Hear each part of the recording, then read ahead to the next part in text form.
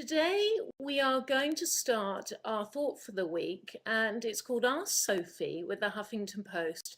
And each time that we're on, we're going to talk about a different subject.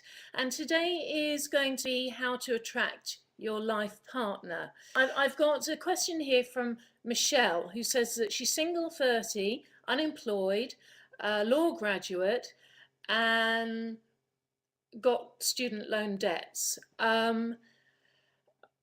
Look, this is my answer to you. You're single at the moment, Michelle, and while you're single, start working on yourself. Look at where you're stuck in your life. Look at how you can become more whole. Because if you've got masks or armor on, you are going to keep attracting the same sort of people. And 30 is an absolutely great age to really start or continue working on yourself so that you can peel away layers of who you are, which means that you're much more likely to attract somebody who's much more right for you if you don't have any masks on, you don't have any armor. If you've still got issues to work through that you're burying under the carpet, you're going to attract people who are quite similar in that way,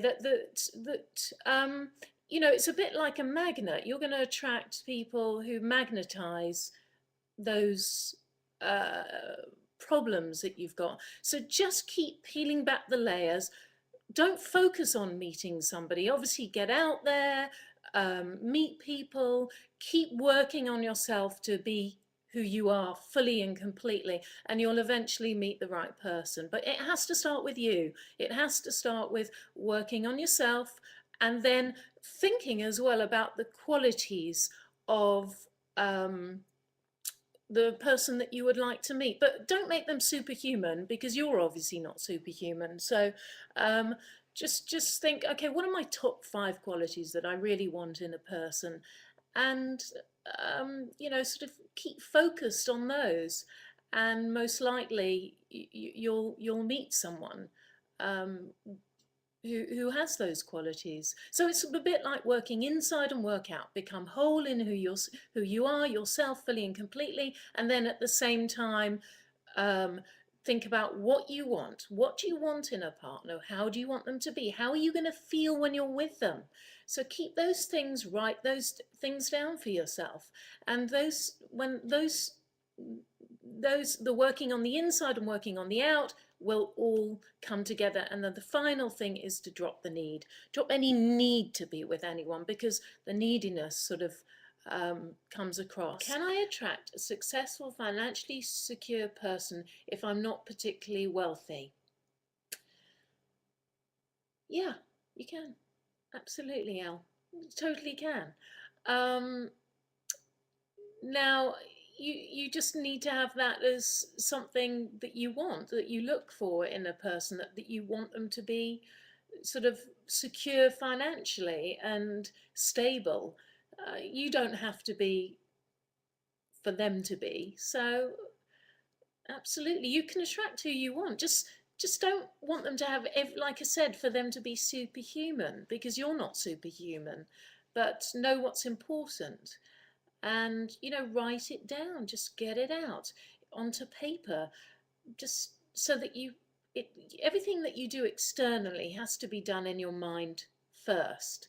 So my answer to that is absolutely yes, you can. What will it take for me to desire to be in a relationship? Well, I don't know.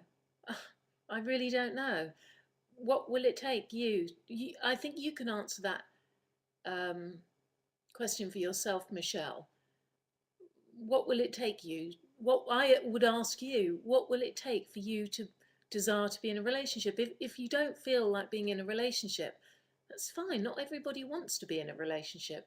Some people want to be single. Some people have been in a relationship and want to be single again, for a while, and to air out before the next relationship. But just remember, after you've finished a relationship, to always know what you've learnt from the last relationship. What did they teach you? What did they teach you about yourself? What did you learn about what your needs are? What do you need to heal from that relationship? How young is too young to have a sexual relationship? Ugh,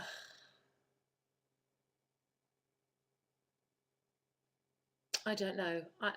I mean, I really can't answer that question. I mean, whatever the lawful age is before that is way too young. And look, I mean, when you do have your first sexual relationship, you have to be really ready to take responsibility for it. Make sure that you're cautious when you have sex. Make sure that you really love the person. Because especially with women, when we have sex with a man, I don't know, but I have really found when I have had sex with a guy that I would get very attached. So make sure, especially if you're a woman, that you feel safe with this person. Otherwise, you'll really get hurt if you have a sexual relationship with somebody and you feel that they're not committed to you. Um, I do feel that's a female thing, actually, that we get more attached. I know I definitely would when I would have sex with someone. So what I would do is make sure that you go out with the person for a really long period of time and you feel safe with them before you do that. Question is from Romy. How do you overcome the annoyance, rejection of having lots of first, second dates, but men don't ask further?